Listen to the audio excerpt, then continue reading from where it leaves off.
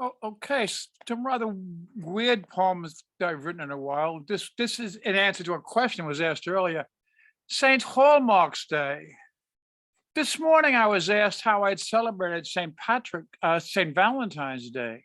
Saint Valentine's Day. Oh yeah, that was the day after the Super Bowl, a true American holiday. Saint Valentine's Day is named after either Valentine of Rome, Valentine of Tourney, or the Valentine of Interama, any or none of which could have performed the acts attributed to the mythical saint. February 14th is celebrated, I trust, in the halls of Hallmark and every chocolate country and chocolate company in the United States, each of whom should be funding diabetic hospitals named after Saint Valentine.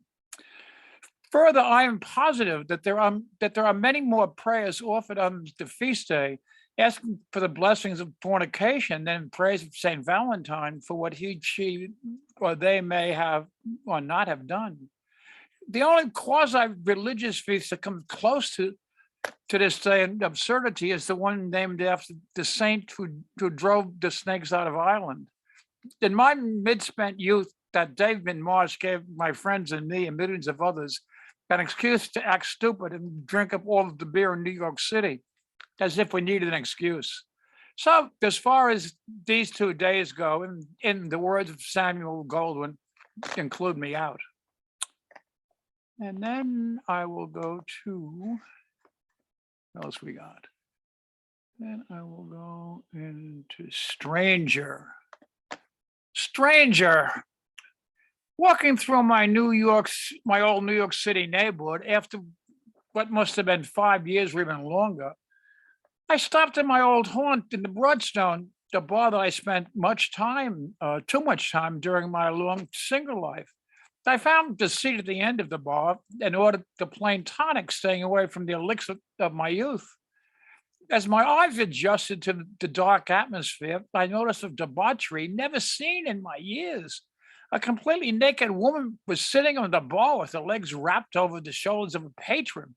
Looking around, I saw couples in booths with little or no clothes on. Very perplexed, this was not the Irish Catholic neighborhood of my youth. I turned to the bartender, putting down my tonic.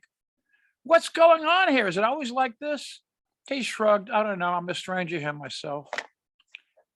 And let's see if I have a bit of a calmer one up here on the list. Oh, let's see. How about? I may have read this last week, but I'll read it again. What now, my love? The 20th century was called the American century, as well it should have been. But the Civil War well behind it, unmatched economic growth, World War I victory, World War II victory, rise of the middle class, the arsenal of democracy, founding of the United Nations, unifying Europe with NATO, leading other companies in democracy. Truly the 20th century. Now the 21st century, no longer the American century.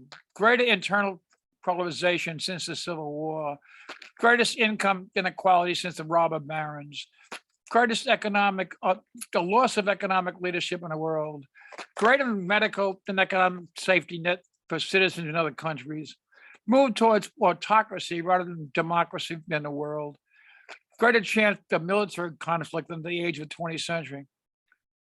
What the fuck happened? Maybe it's just the cycle of the world. Anyone remember the sun never sets on the British Empire? Thank you for putting up with me.